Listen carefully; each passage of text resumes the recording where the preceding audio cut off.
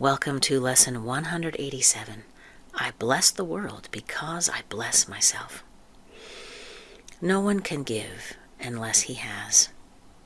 In fact, giving is proof of having. We have made this point before. What seems to make it hard to credit is not this. No one can doubt that you must first possess what you would give. It is the second phase on which the world and true perception differ.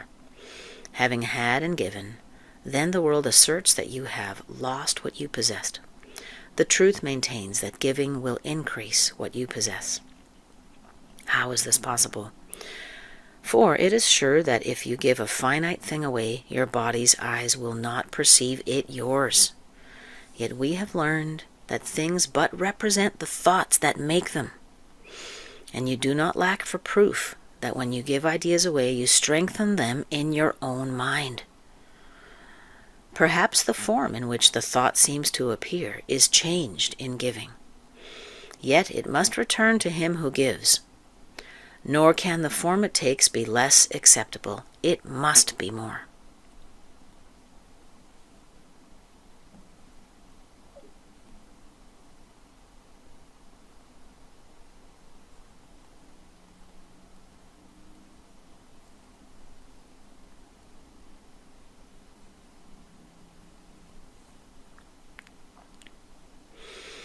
Ideas must first belong to you before you give them. If you are to save the world, you must accept salvation for yourself.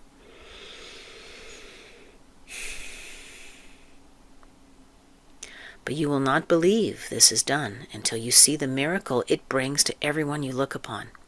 Herein is the idea of giving clarified and given meaning. Now you can perceive that by your giving is your store increased. Protect all things you value by the act of giving them away, and you are sure you will never lose them. What you thought you did not have is thereby proven yours.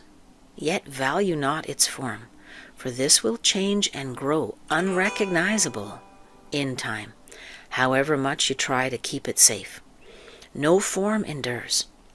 It is the thought behind the form of things that lives unchangeable. Give gladly, you can only gain thereby. The thought remains and grows in strength as it is reinforced by giving. Thoughts extend as they are shared, for they cannot be lost. There is no giver and receiver in the sense of the world that conceives of them. There is a giver who retains, another who will give as well, and both must gain in this exchange, for each will have the thought in form most helpful to him. What he seems to lose is always something he will value less than what will surely be returned to him. Give gladly, you can only gain thereby. Never forget you give but to yourself. Who understands what giving means must laugh at the idea of sacrifice. Nor can he fail to recognize the many forms which sacrifice may take. He laughs as well at pain and loss, at sickness and grief, poverty, starvation, and death. He recognizes sacrifice remains the one idea that stands behind them all, and in his gentle laughter they are healed. Illusion recognized must disappear. Accept not suffering. And thus you remove the thought of suffering. Your blessing lies on everyone who suffers, when you choose to see all suffering as what it is. The thought of sacrifice gives rise to all the forms that suffering appears to take.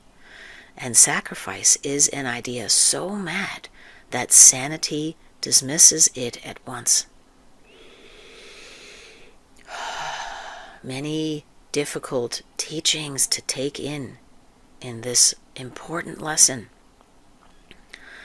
Never believe that you can sacrifice. There is no place for sacrifice in what has any value. If the thought occurs, its very presence proves that error has arisen and correction must be made.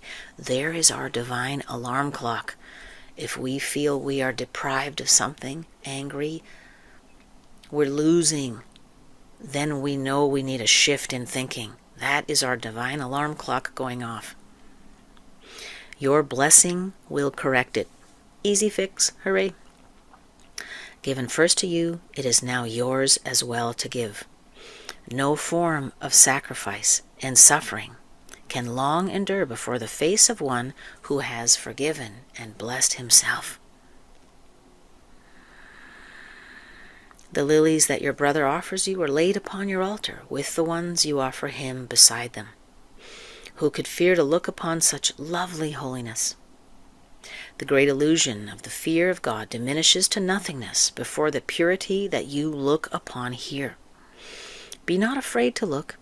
The blessedness you behold will take away all thought of form, and leave instead the perfect gift forever there, forever to increase, forever yours, forever given away. Now are we one in thought, for fear has gone. And here before the altar to one God, one Father, one Creator, one thought, we stand together as one daughter of God, not separate from she who is our source, not distant from one sister who is part of our one self, whose innocence has joined us all as one. We stand in blessedness, and we give as we receive. The name of God is on our lips. As we look within, we see the purity of heaven shine in our reflection of our Mother's love.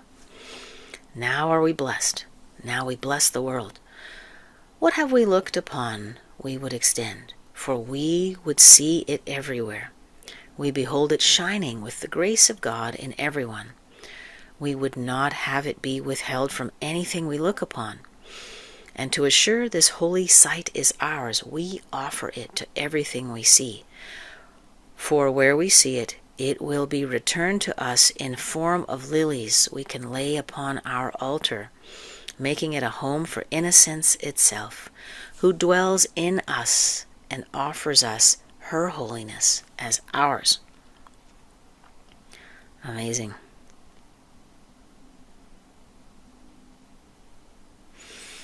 Let's sit with this teaching for a few moments.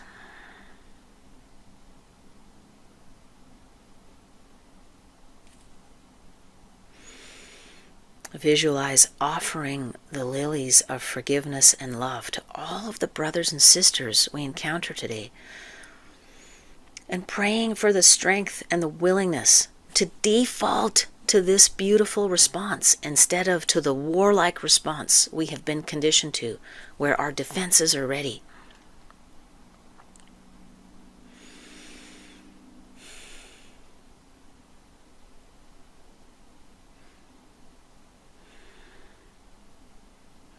All of the beautiful flowers we offer our brothers and sisters are multiplied and laid on our own altar.